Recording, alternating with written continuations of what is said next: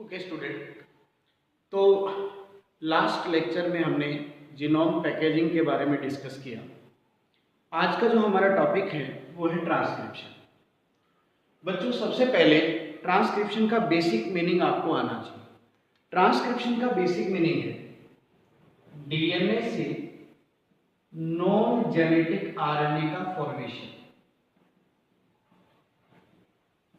DNA से non genetic RNA का formation ही transcription कहलाता है। राइट बेटा? अब नॉन जेनेटिक आरएनए में क्या इंक्लूड होगा? Messenger RNA, ribosomal RNA, transfer RNA, small nuclear RNA, micro RNA. So these are the examples of non genetic RNA. Mainly जो protein synthesis में इन्वॉल्व होने वाले हैं वो एमआरएनए, आरआरएनए और टीआरएनए। ठीक है बेटा? तो ट्रांसक्रिप्शन का बेसिक मीनिंग है डीएनए से नॉन जेनेटिक आरएनए का फॉर्मेशन होगा। बट मेनली जो ट्रांसक्रिप्शन का मीनिंग है वो है बेटा डीएनए से एमआरएनए यानी मैसेंजर आरएनए का फॉर्मेशन होना। यानी अगर ऑप्शन में है कि ट्रांसक्रिप्शन क्या है, ट्रांसक्रिप्शन क्या है? पहला ऑप्शन है एमआरएनए, ठीक है, फिर है आरआरएनए, टीआरएनए और ऑल ऑफ दीज, तब तो आप ऑल ऑफ दीज करें। लेकिन मान लो कि फोर्थ ऑप्शन माइक्रो आरएनए है, ठीक है, अब आपको इन चारों में से सेलेक्ट करना है। सो मेनली ट्रांसक्रिप्शन का मीनिंग है डीएनए से एमआरएनए का सिंथेसिस, तो फिर ऑप्शन हो जाएगा फर्स्ट। बात समझ आ गई? डाउट भी क्लियर हो गया? अब देखो बेटा कि ट्रांसक्रिप्शन जो है उसके बारे में कुछ बेसिक बातें अपन देखते हैं। अगर ट्रांसक्रिप्शन की बात करें तो ट्रांसक्रिप्शन करने वाला एंजाइम जो होता है वो है डीएनए डिपेंडेंट आरएनए पॉलीमरेज, या आप सीधा ये बोलेंगे कि आरएनए पॉलीमरेज। ठीक है? डीएनए का जो पॉलीमराइजेशन है वो डीएनए पॉलीमरेज करेगा और आरएनए का जो फॉर्मेशन है वो आरएनए पॉलीमरेज करेगा। क्योंकि ये जो आरएनए बनेगा वो डीएनए से बनेगा, डीएनए का कॉम्प्लीमेंट्री होगा, इसलिए इस एंजाइम को बोलेंगे DNA dependent RNA polymerase. Correct? बात समझ आ गई? अगर आरएनए से आरएनए बनता है तो फिर वो आरएनए पॉलीमरेज होगा ना, लेकिन ये डीएनए से आरएनए बन रहा है इसलिए एंजाइम का नेम हुआ डीएनए डिपेंडेंट आरएनए पॉलीमरेज। ठीक है? ट्रांसक्रिप्शन जो होता है बेटा उसकी जो डायरेक्शन है वो भी 5' to 3' डायरेक्शन में होता है। जैसे रेप्लिकेशन की डायरेक्शन 5' to 3' थी तो ट्रांसक्रिप्शन की भी डायरेक्शन 5' to 3' होगी। यानी बनने वाला जो आरएनए होगा उसकी डायरेक्शन 5' to 3' होगी। Is that clear? ट्रांसक्रिप्शन अगर हम सेल डिवीजन के अंदर देखें तो सेल डिवीजन में ये G2 फेज में होता है मेनली, लेकिन G1 फेज भी इसका ऑप्शन रह सकता है। ठीक है ना? जैसे क्वेश्चन आया कि आरएनए और प्रोटीन सिंथेसिस कौन सी फेज में होता है, ये क्वेश्चन आएगा। ऑप्शन 1 है G1, ऑप्शन 2 है G2, ऑप्शन 3 है M, ऑप्शन 4 जो है वो कोई भी G0 मान लीजिए, तब तो आप G2 करेंगे क्योंकि मेनली ट्रांसक्रिप्शन G2 फेज में। लेकिन अगर यहां पर ऑप्शन होता बोथ G1 एंड G2 तो फिर ऑप्शन आपका क्या हो जाएगा? थर्ड। बात समझ आ गई? तो ये डिपेंड करेगा कि आपको क्वेश्चन कैसा दिया गया है और ऑप्शन क्या है। ठीक है? अब ट्रांसक्रिप्शन जो है वो कहां होता है? तो अगर हम यूकैरियोटिक सेल की बात करें तो यूकैरियोटिक सेल के अंदर ट्रांसक्रिप्शन मेनली न्यूक्लियस में होता है क्योंकि ज्यादातर डीएनए न्यूक्लियस में होता है, लेकिन इसके अलावा ये माइटोकॉन्ड्रिया और प्लास्टिड में भी होगा क्योंकि यहां भी डीएनए होता है। करेक्ट? बात समझ आ गई? लेकिन अगर हम प्रोकैरियोट्स की बात करें तो प्रोकैरियोट्स में तो ये केवल साइटोप्लाज्म में ही होगा, ठीक है ना। तो ये ट्रांसक्रिप्शन की साइट है कि ट्रांसक्रिप्शन कहाँ होता है, तो जहां जहां डीएनए होगा वहां पर ट्रांसक्रिप्शन की प्रोसेस होगी। यूकैरियोट्स में डीएनए न्यूक्लियस में भी होता है, माइटोकॉन्ड्रिया एंड प्लास्टिड में भी है, तो फिर ट्रांसक्रिप्शन न्यूक्लियस और माइटोकॉन्ड्रिया और प्लास्टिड में भी होगा, यानी साइटोप्लाज्म में भी होगा। जबकि प्रोकैरियोट्स की बात करें तो प्रोकैरियोट्स में ये केवल साइटोप्लाज्म में होगा। Is that clear? तो यहां तक आपको बात समझ आ गई। ट्रांसक्रिप्शन में आरएनए बनता है, यानी राइबोन्यूक्लियोटाइड का फॉर्मेशन होगा, क्यों? क्योंकि आरएनए बनता है। आरएनए के न्यूक्लियोटाइड को क्या बोलते हैं? राइबोन्यूक्लियोटाइड। और डीएनए के न्यूक्लियोटाइड को क्या कहते हैं? डीऑक्सीराइबोन्यूक्लियोटाइड। बात समझ आई? ठीक है, तो ये तो हुई आपकी बेसिक बातें। अब बेटा अगर हम ट्रांसक्रिप्शन देख रहे हैं तो हमें एक बात और यहां पर ध्यान से पढ़नी है। ट्रांसक्रिप्शन यूनिट के बारे में हम बात करेंगे कि ट्रांसक्रिप्शन यूनिट क्या होती है। बच्चों, जैसे हम रेप्लिकेशन पढ़ रहे थे तो हमने रेप्लिकेशन में रेप्लिकॉन के बारे में पढ़ा। रेप्लिकॉन क्या होता है? वो डीएनए फ्रेगमेंट जो रेप्लिकेशन करता है उसको रेप्लिकॉन कहा जाता है। बात समझ आ गई? सिमिलरली ट्रांसक्रिप्शन यूनिट क्या होती है? ट्रांसक्रिप्शन यूनिट क्या होती है कि वो डीएनए स्ट्रैंड जो ट्रांसक्रिप्शन करेगा, जो डीएनए स्ट्रैंड ट्रांसक्रिप्शन की प्रोसेस करेगा उसी को ट्रांसक्रिप्शन यूनिट के नाम से जानेंगे। बात समझ आ रही है? अब देखते हैं कि ट्रांसक्रिप्शन यूनिट क्या होती है। तो ये जैसे बेटा डीएस डीएनए है, 5 days to 3 days, 3 days to 5 days। अब यहां पर आप थोड़ा ध्यान से समझेंगे कि बेटा दोनों डीएनए स्ट्रैंड कभी भी ट्रांसक्रिप्शन नहीं करते हैं। ट्रांसक्रिप्शन केवल एक डीएनए स्ट्रैंड करेगा जिसका ओरिएंटेशन 3 days to 5 days होगा, वो करेगा। बात समझ आ गई ना? तो इस डीएनए को बोलते हैं अपन नॉन कोडिंग डीएनए या एंटीसेंस डीएनए स्ट्रैंड। करेक्ट बेटा? तो जो ट्रांसक्रिप्शन करेगा, यानी ये वाला जो डीएनए है ये ट्रांसक्रिप्शन करेगा, ठीक बात। और जो ट्रांसक्रिप्शन नहीं करता है उसे अपन बोलेंगे सेंस स्ट्रैंड या कोडिंग स्ट्रैंड, ठीक है।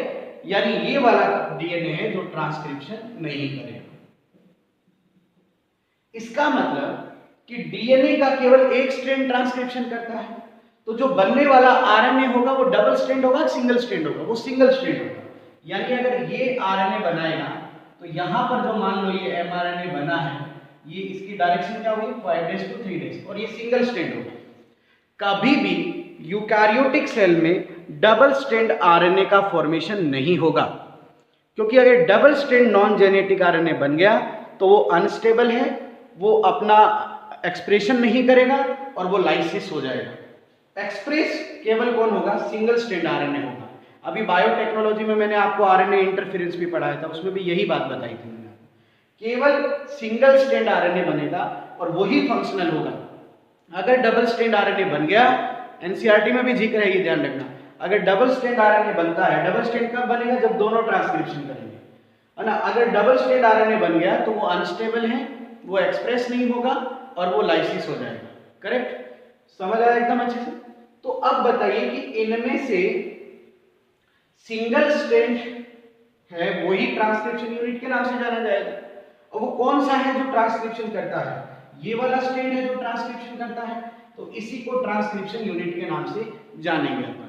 ठीक है, बात समझ आई बेटा एकदम अच्छे से? जो नॉन कोडिंग स्ट्रैंड है या जो एंटी सेंस स्ट्रैंड है वही ट्रांसक्रिप्शन करेगा, तो इसी को अपन ट्रांसक्रिप्शन यूनिट बोलेंगे। बात समझ आ गई? ठीक है। अब देखो बेटा कि एक ट्रांसक्रिप्शन यूनिट में क्या क्या स्ट्रक्चर्स होती हैं और क्या क्या इसका पार्ट है। देखो ये अपन ने जैसे डीएनए डिजाइन किया, 5 days to 3 days, 3 days to 5 days। तो ट्रांसक्रिप्शन यूनिट कौन सा हुआ? ये वाला हुआ, है ना।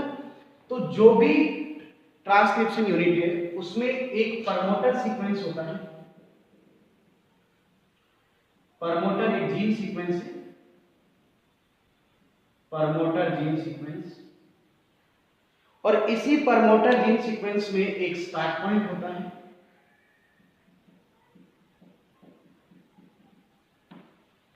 ठीक है, और एक टर्मिनेशन साइट होती है।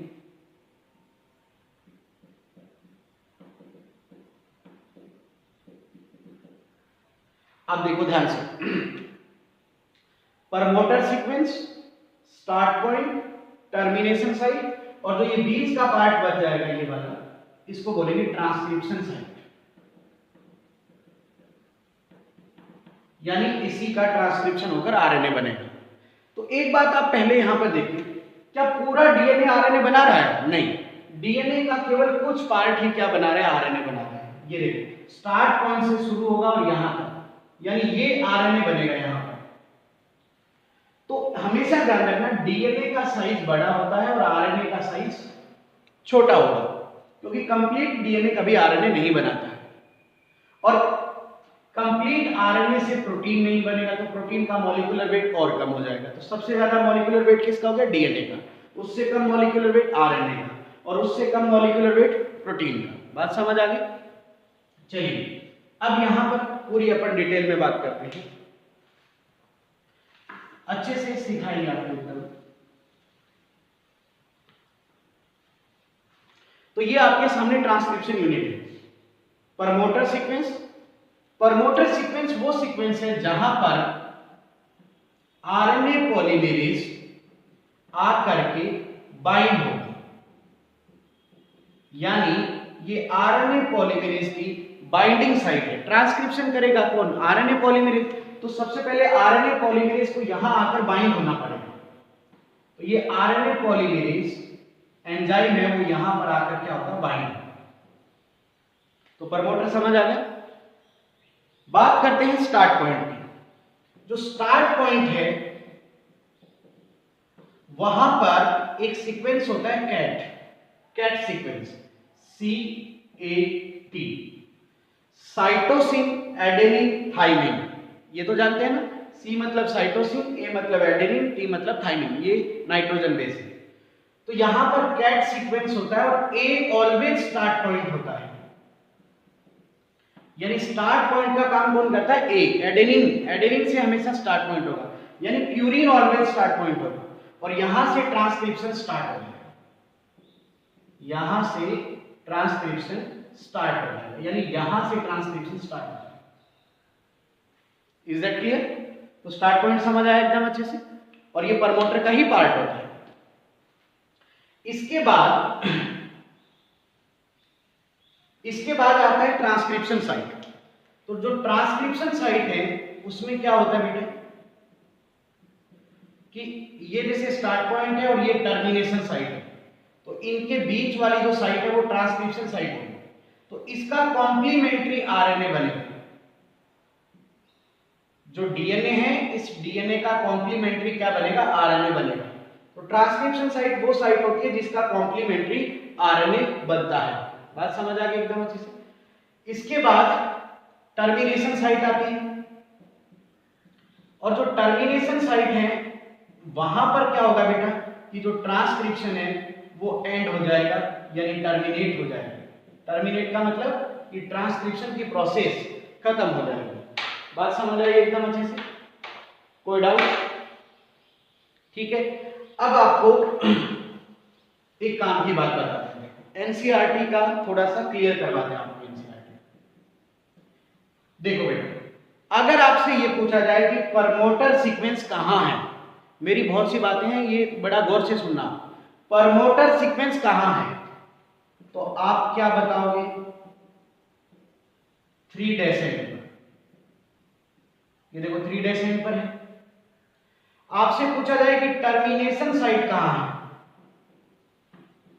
तो टर्मिनेशन कहां पर है, तो आप बताएंगे 5' एंड पर बताएंगे। कोई डाउट? यही रहेगा आंसर। लेकिन आपकी जो एनसीईआरटी है, एनसीईआरटी ने जो डाटा दिया है वो सेंस या कोडिंग स्ट्रेन के रेफरेंस में दिया है।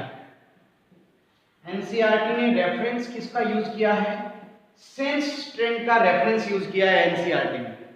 तो अगर पेपर के क्वेश्चन में रेफरेंस दे रखा है कि सेंस स्ट्रेन के रेफरेंस में बताइए, तो सेंस स्ट्रेन के रेफरेंस में आपको प्रमोटर कहां दिखेगा? ये प्रमोटर सेंस स्ट्रेन के रेफरेंस में कहां पर है बताइए? 5 डेसिमल पर है, करेक्ट। और ये टर्मिनेशन सेंस स्ट्रेन के रेफरेंस में देखिए कहां पर है? 3 डेसिमल पर।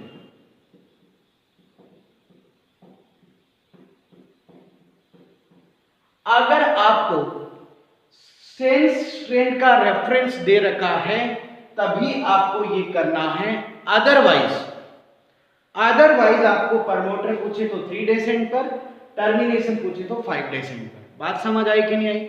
लेकिन अगर आपको सेंस स्ट्रेन का रेफरेंस दे रखा है, एनसीईआरटी ने इसी के रेफरेंस में डाटा दिया है, तो जो सेंस स्ट्रेन का रेफरेंस है उसके अकॉर्डिंग प्रमोटर कहां आएगा? 5 डेज पर आएगा, और टर्मिनेशन कहां आएगा? 3 डेज पर आएगा। बात समझ आ गई एकदम अच्छे से? कोई डाउट? ये बातें आपको ध्यान में रखनी है। तो ये ट्रांसक्रिप्शन यूनिट क्लियर है, राइट बेटा? ओके, अब ये रुको, इसमें थोड़ा और आपको बताते हैं। तो यहां तक आपको समझ आया। अब देखो बेटा कि ये जो स्टार्ट पॉइंट है, इसके इधर जितने भी सीक्वेंस होंगे लेफ्ट साइड में उन्हें बोलेंगे अपस्ट्रीम सीक्वेंस, और स्टार्ट पॉइंट के इधर जितने भी सीक्वेंस होंगे उनको बोलेंगे डाउनस्ट्रीम सीक्वेंस। ध्यान से सुनो, स्टार्ट पॉइंट के इधर जितने भी सीक्वेंस होंगे उनको अपस्ट्रीम, और इधर जितने भी होंगे उनको बोलेंगे डाउनस्ट्रीम। इनकी कैलकुलेशन माइनस होगी। जैसे देखो ये पहला न्यूक्लियोटाइड है, इसको लिखेंगे -1, अगर यहाँ कोई और होगा तो लिखेंगे -2, -3, -4, इस तरह से। और इधर कोई भी न्यूक्लियोटाइड है तो उनकी काउंटिंग +1, +2, +3, +4, यानी इधर प्लस में काउंटिंग होगी और इधर माइनस में काउंटिंग होगी। लिखने का तरीका, जैसे इधर मान लो कोई 18 बेस पेयर पर कोई सीक्वेंस है तो आप लिखोगे -18 बेस पेयर, और इधर कोई सीक्वेंस है तो आप लिखोगे +18 बेस पेयर। एक डाटा दिया है मैंने, समझ गए एकदम अच्छे से? तो ये बात समझ आ गई अपस्ट्रीम और डाउनस्ट्रीम। अब आप मेरी बात सुनो कि ट्रांसक्रिप्शन कौन करता है? RNA polymerase. और आरएनए पॉलीमरेज ऑलवेज मूव या अपना फंक्शन डाउनस्ट्रीम डायरेक्शन में करता है।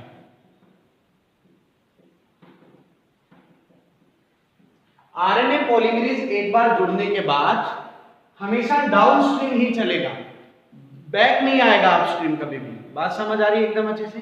कोई डाउट? इस बात को ध्यान में रखना। अब हालांकि क्वेश्चन आया नहीं है आपके दिमाग में, लेकिन कुछ बच्चे एक क्वेश्चन मुझसे अक्सर करते हैं कि सर ये डीएनए है sir, 3 days to 5 days, 5 days to 3 days। तो बच्चे ये पूछते हैं कि सर यही स्ट्रैंड ट्रांसक्रिप्शन क्यों करता है, ऊपर वाला क्यों नहीं करता? ध्यान से सुनिएगा, बच्चों का क्वेश्चन क्या है कि सर केवल एंटी सेंस स्ट्रैंड ही ट्रांसक्रिप्शन क्यों कर रहा है, सेंस स्ट्रैंड क्यों नहीं कर रहा? तो मैं बच्चों को जवाब दे रहा हूं कि बेटा ट्रांसक्रिप्शन 5 days to 3 days होता है इस तरह से। तो बच्चा कहेगा सर इसमें क्या दिक्कत है, ये वाला भी तो हो सकता है 3 days के सामने 5 days, ये वाला भी हो सकता है, तो ये तो कोई लॉजिक नहीं हुआ ना। फिर मैं कहता हूं नहीं बेटा 3 days पे प्रमोटर होता है, स्टार्ट पॉइंट यहां होता है बेटा। तो बच्चा कहेगा सर ये लो स्टार्ट पॉइंट यहां भी है, ये भी बच्चा बोलेगा, है ना? तो दोनों लॉजिक नहीं चलेंगे। अब लॉजिक क्या चलेगा वो देखिए। मैंने ये कहा था कि आरएनए पॉलीमरेज डाउनस्ट्रीम में जाएगा, तो अगर यहां भी हम प्रमोटर माने और स्टार्ट पॉइंट माने तो फिर डाउनस्ट्रीम इधर होगा और अपस्ट्रीम इधर होगा। तो अब आप बताइए कि आरएनए पॉलीमरेज इधर मूव करके क्या बनाएगा, कुछ है ही नहीं इधर तो कॉम्प्लीमेंट्री बनाने के लिए, इसीलिए इस स्ट्रैंड का ट्रांसक्रिप्शन नहीं होगा। जबकि इधर जो है वो कॉम्प्लीमेंट्री सीक्वेंस है ना, तो इसका आरएनए बना देगा। इसीलिए केवल एक स्ट्रैंड का ट्रांसक्रिप्शन होता है, दूसरे का नहीं होता, क्योंकि इसमें अगर देखेंगे तो डाउनस्ट्रीम इधर है और इधर आरएनए पॉलीमरेज चलेगा, तो इधर कोई सीक्वेंस ही नहीं है, राइट। हाँ, एक तरीका हो सकता है, वो तरीका क्या है वो देखिए कि अगर ये जैसे 3-5' है और ये 5-3' है, तो एंटीसेंस डीएनए ये है, ये तो ट्रांसक्रिप्शन करेगा, इसने तो ट्रांसक्रिप्शन कर लिया और मान लो एमआरएनए बना दिया, राइट। ये वाला नहीं करेगा, लेकिन अगर हम इसको 180 डिग्री पर रोटेट कर दें, 180 डिग्री पर रोटेट कर दें, तो इसको जब रोटेट कर देंगे तो रिजल्ट क्या हो जाएगा, ये इस तरह से हो जाएगा, सीक्वेंस चेंज हो जाएगा ना। मान लो ये 3' और ये 5' है, तो 3' इधर आ जाएगा, तो रोटेशन के बाद ये लाइक एंटीसेंस हो जाएगा और अब ये भी ट्रांसक्रिप्शन कर लेंगे। समझ आ रहा है? तो इसी टेक्नोलॉजी का नाम था एंटीसेंस आरएनए टेक्नोलॉजी।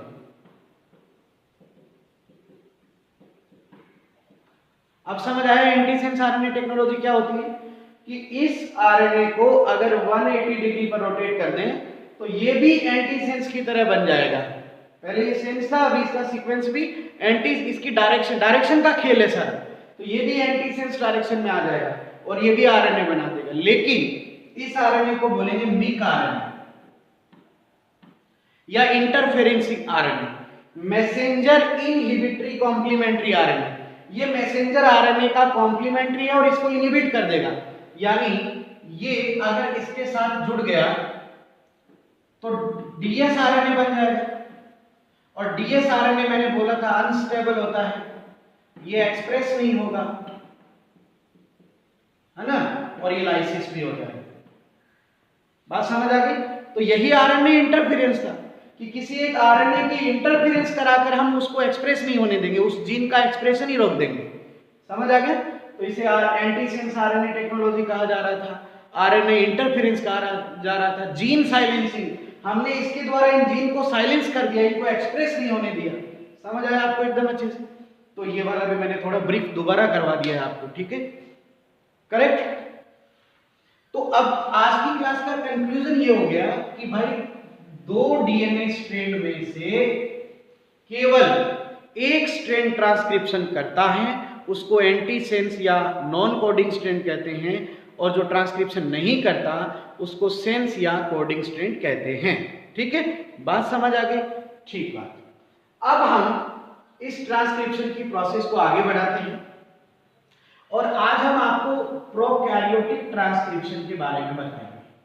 किसके बारे में बताएंगे? प्रोकैरियोटिक ट्रांसक्रिप्शन के बारे में बताएंगे, और आपके सिलेबस में यही है प्रोकैरियोटिक ट्रांसक्रिप्शन। जब भी बेटा ट्रांसक्रिप्शन हम स्टडी करने जा रहे हैं तो ट्रांसक्रिप्शन में हम दो बातें जरूर पढ़ते हैं। पहले क्या पढ़ते हैं? एक आरएनए पॉलीमरेज और दूसरा प्रमोटर। ये दो बातें हमें डिस्कस करनी बहुत जरूरी है। ठीक है, ट्रांसक्रिप्शन मेनली इन्हीं दो चीजों पर डिपेंड है। तो जो आरएनए पॉलीमरेज है वो हम प्रोकैरियोट्स का ट्रांसक्रिप्शन करने जा रहे हैं, ध्यान रखिए। तो प्रोकैरियोट्स में जो आरएनए पॉलीमरेज है वो उसको होलो एंजाइम कहते हैं। क्या कहते हैं? Holo enzyme. होलो मतलब द कंप्लीट एंजाइम, होलो मतलब कंप्लीट। ठीक है, ये जो होलो एंजाइम है इसके दो पार्ट होते हैं, एक कोर और एक सिग्मा। सिग्मा फैक्टर और कोर फैक्टर दो भाग होते हैं इसके, करेक्ट। मतलब कि जैसे ये होलो एंजाइम है और इसके दो पार्ट है, एक कोर है और एक सिग्मा है, यानी ये सिग्मा है और ये कोर है, और इनसे मिलकर ये होलो एंजाइम बना है। जब ये साथ होगा तभी इसको होलो एंजाइम बोलेंगे, अलग अलग है तो इनको होलो एंजाइम नहीं बोलेंगे। बात समझ आ गई? तो आरएनए पॉलीमरेज को होलो एंजाइम कहा जाता है और इसकी दो यूनिट है, कोर और सिग्मा। कोर लेटर ऑन 5 सब यूनिट का बना होता है, alpha 2 beta beta dash omega, alpha 2 beta beta dash omega. मतलब कि ये जो कोर है इसमें alpha alpha beta beta dash और ओमेगा, ये 5 यूनिट्स इसके अंदर होती है। बात समझ आई आपको एकदम अच्छे से? अब पूरा ध्यान से देखना जरा। अब आपको मैं बेसिकली बताता हूं कि ये क्या करेगा और ये क्या करेगा।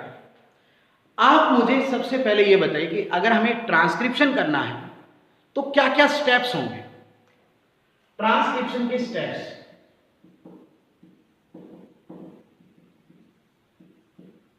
पहला स्टेप, सबसे पहला स्टेप कि अगर हम ट्रांसक्रिप्शन प्रोसेस करने जा रहे हैं तो ये जैसे डीएनए है, सबसे पहला स्टेप क्या होगा कि आरएनए पॉलीमरेज यहां आकर बाइंड होगा।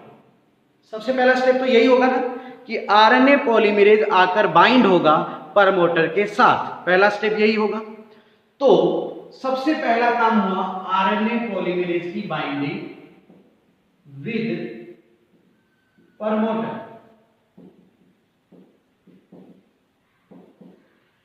बाइंडिंग होने के बाद ये आरएनए पॉलीमरेज अगर इसके साथ बाइंड हो गया तो अब ये यहां से डीएनए को मेल्ट करेगा। इस डीएनए को, डीएनए मेल्ट होगा तभी तो आरएनए बनेगा कॉम्प्लीमेंट्री, अदरवाइज तो बनेगा ही नहीं। तो फिर होगा डीएनए की अनबाइंडिंग,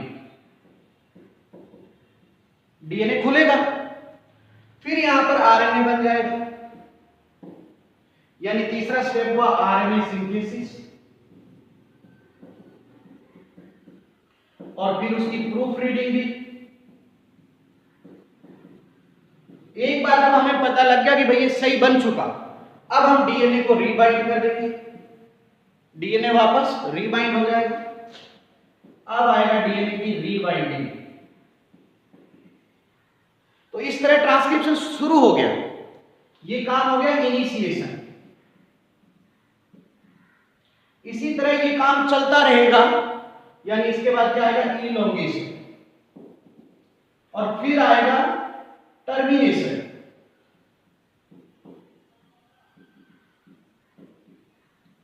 एक दिन इस प्रोसेस का टर्मिनेशन भी होने वाला है। बात समझ आ गई? तो ये टोटल स्टेप है ट्रांसक्रिप्शन के। आप ध्यान से सुन लेना, इनके काम बता रहा हूं मैं। केवल बाइंडिंग में हेल्प करता है सिग्मा फैक्टर, क्योंकि कोर एंजाइम प्रमोटर को जानता नहीं है। कोर एंजाइम को नहीं पता कि प्रमोटर कहां है, वो रिकॉग्नाइज नहीं कर सकता उसको, और उसको रिकॉग्नाइज कौन कर सकता है? सिग्मा। तो बेटा ये केवल फर्स्ट स्टेप में इन्वॉल्व होगा। समझ आ रहा है? बाकी स्टेप नंबर 2 से 6 तक सारे काम किसके हैं? कोर के हैं। समझ आई बात? मतलब केवल एड्रेस ये जानता है बस, बाकी ये कुछ नहीं करेगा।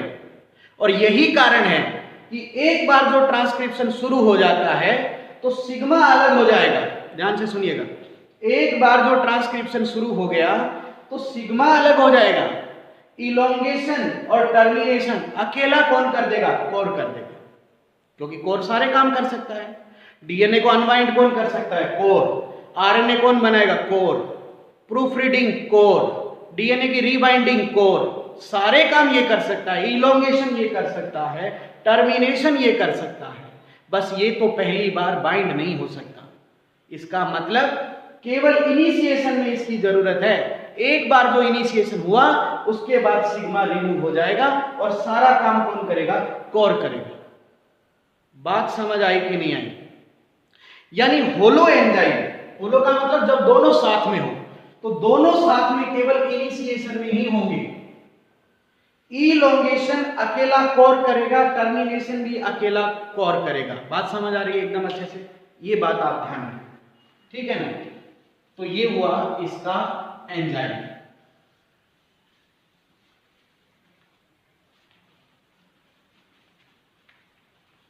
ठीक है भाई, समझ आया? मतलब मैं एक बार लिख देता हूं, होलो एंजाइम।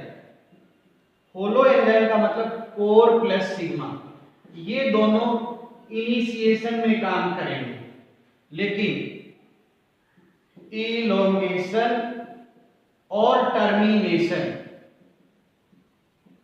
ये ओनली कोर करेगा। और कोर के लिए आप आरएनए पॉलीमरेज वर्ड भी यूज कर सकते हो। ठीक है, बात समझ आई कि नहीं आई? ठीक है ना, सिग्मा रिमूव हो जाएगा इनिशिएशन के बाद। ठीक है, ओके, चलिए ये वाली बात आपको क्लियर हुई। अब बात कर लेते हैं प्रमोटर की।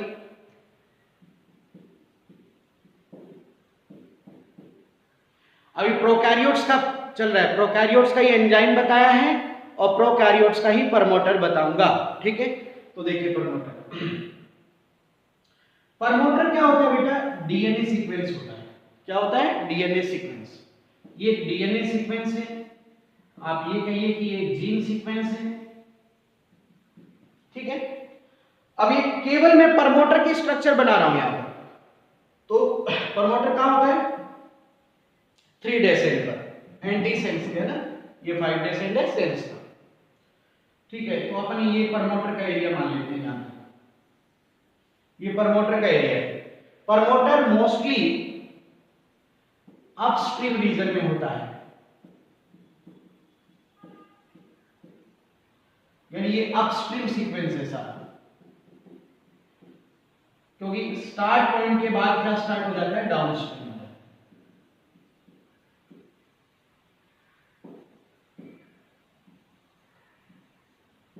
ये डीएनए आ गया। ठीक है ना, तो प्रमोटर ज्यादातर अपस्ट्रीम रीजन में होता है। ठीक है, ये बात समझ आ गई। अब हम प्रोकैरियोटिक प्रमोटर बनाने जा रहे हैं। अब इसमें देखो जरा ध्यान से कि यहां पर ये स्टार्ट पॉइंट है।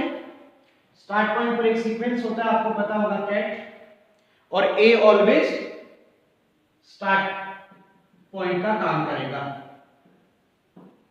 ठीक है, अब ये प्रमोटर का दायरा है बेटा सारा, ये प्रमोटर रीजन है, थोड़ा सा ये डाउनस्ट्रीम में होता है। ये प्रमोटर है, ये पूरा प्रमोटर है। ठीक है, अब इस प्रमोटर में क्या होता है वो देखिए। स्टार्ट पॉइंट से लगभग -7 या -8 बेस पेयर। स्टार्ट पॉइंट से -7, माइनस क्यों बोल रहा हूं? क्योंकि डाउन अपस्ट्रीम है। -7 या -8 बेस पेयर पर एक सीक्वेंस होता है जिसे -10 सीक्वेंस कहा जाता है, या प्रिब्नो बॉक्स भी कहते हैं इसको, प्रिब्नो बॉक्स। ध्यान रखना, -10 सीक्वेंस पर। और ये एक स्पेशल सीक्वेंस है बेटा। यहां पर एक सीक्वेंस होता है टाटा 8, ये ऊपर वाले का है, तो नीचे वाले का क्या हो जाएगा? 80 80 और भाई टी। ठीक है ना, ये सीक्वेंस होता है टाटा 8, इस तरह से टाटा 8। याद करने का तरीका है, तो नीचे वाले स्ट्रैंड का क्या हो जाएगा?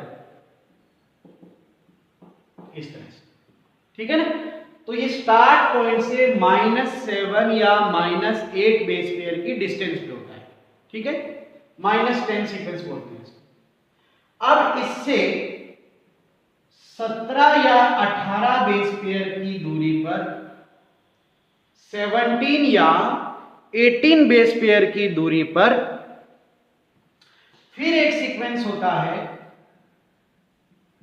जिसको -35 सीक्वेंस कहा जाता है। माइनस क्यों लगा रहे हैं? क्योंकि अपस्ट्रीम है। -35 सीक्वेंस, यहां पर भी सीक्वेंस होता है जिसको बोलते हैं टीटी गाका।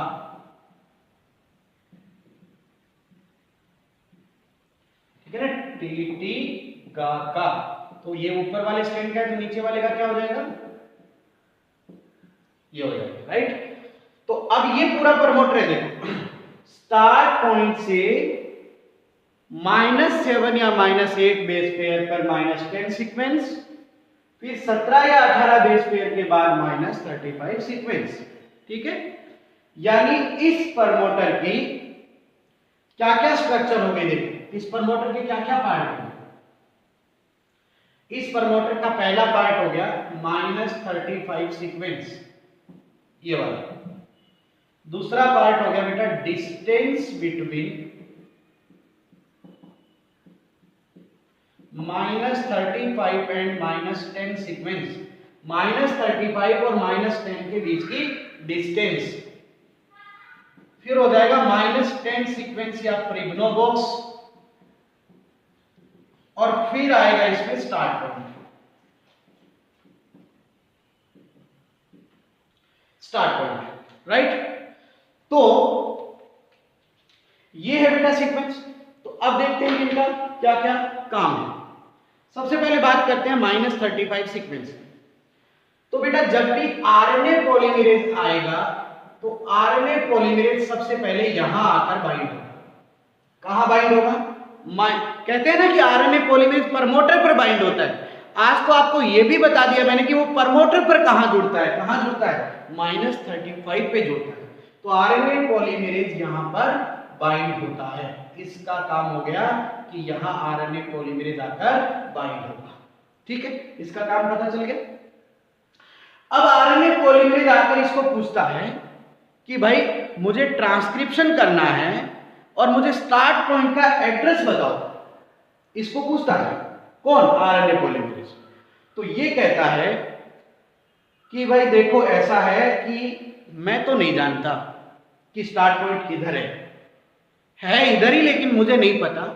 आप एक काम करो, 17 या 18 कदम चलो, आगे एक स्टेशन आएगा वहां पूछ लेना। लेकिन ध्यान रखना, आगे जो स्टेशन आएगा वो ये पूछेगा जरूर आपसे कि आप कितने कदम चलकर आए, तो गिन के जाना पूरे, क्योंकि अगर आपने एक कदम इधर उधर कर दिया तो स्टार्ट पॉइंट नहीं मिलेगा। ठीक बात। तो -35 का काम समझ आ गया। ये जो डिस्टेंस है, ये वाली जो इन दोनों के बीच की डिस्टेंस है, ये क्या करेगी? ये रेगुलेट करेगी correct orientation of RNA polymerase with start point. क्योंकि बेटा अगर एक कदम पीछे रह गया तो भी ट्रांसक्रिप्शन शुरू नहीं होगा, एक कदम आगे चला गया तो भी ट्रांसक्रिप्शन नहीं होगा। ट्रांसक्रिप्शन तो एग्जैक्ट कहां से होगा? ए से होगा, है ना। तो वो जो करेक्ट ओरिएंटेशन है वो ये डिसाइड करेगी, ये दूरी बीच वाली। ठीक है, ओके। अब इसके बाद देखिए, इसके बाद क्या है? इसके बाद है -10 सीक्वेंस, ये वाला। तो यहां पर आरएनए पॉलीमरेज, देखो आरएनए पॉलीमरेज यहां जुड़ा, फिर चल के गया और यहां आ गया। ठीक है, यहां आके पूछता है कि भाई स्टार्ट पॉइंट किधर है? तो ये बोलता है कि भाई कितने कदम चल के आए हो? बोले 17। तो बोले 7 और 8 चलना आगे, स्टार्ट पॉइंट मिल जाएगा, है ना। 17 और 10 27 और 8 35 हो गए ना, पूरे दूरी पूरी हो गई। और बोला कि अगर 18 चल के आए हो तो आगे 7 चलना, 18 और 10 28 और 7 35, ये सब बराबर। समझ आ गया एकदम अच्छे से। तो -10 सीक्वेंस वो जगह है जहां से डीएनए की मेल्टिंग होगी, क्योंकि ये एटी रिच है। रेप्लिकेशन याद करना भाई। जब आरएनए पॉलीमरेज को एड्रेस पता चल जाता है कि भाई इसके बाद स्टार्ट पॉइंट आने वाला है, तो आरएनए पॉलीमरेज सोचता है कि भाई हमें ट्रांसक्रिप्शन शुरू तो करना ही है, और ट्रांसक्रिप्शन शुरू करने के लिए हमें डीएनए को तोड़ना पड़ेगा। तो यार ये इससे अच्छी जगह क्या हो सकती है? ये सारे देखो 80 बॉन्ड आसानी से टूटता है, और ये देखो 80 बॉन्ड है सारे, एडेनिन थाइमिन इजीली ब्रेक हो जाएंगे, क्यों ना मैं डीएनए को यहीं से तोड़ दूं। समझ आया? तो -10 सीक्वेंस वो जगह है जहां से डीएनए मेल्ट हो जाएगा, क्योंकि ये 80 रिच है। तो देखिए जरा, आरएनए पॉलीमरेज यहां आया, चला, यहां पहुंचा, यहां डीएनए को मेल्ट कर दिया, यहां डीएनए को मेल्ट कर दिया, और अब पहुंचेगा स्टार्ट पॉइंट पर, और स्टार्ट पॉइंट पर पहुंचने के बाद ट्रांसक्रिप्शन हो जाएगा स्टार्ट। बोलो भाई, बात समझ आई कि नहीं आई, बताओ, पक्की बात? ठीक है, तो ये प्रोकैरियोट्स में मैंने आपको प्रमोटर बता दिया और प्रोकैरियोट्स का आरएनए पॉलीमरेज बता दिया। ठीक है, बात समझ आई? तो आप बेसिकली ट्रांसक्रिप्शन का इंट्रोडक्शन भी सीख गए हैं, पॉलीमरेज और प्रमोटर भी सीख गए। ट्रांसक्रिप्शन की जो प्रोसेस है वो हम कल के लेक्चर में बताएंगे आपको। ठीक है, थैंक यू वेरी मच।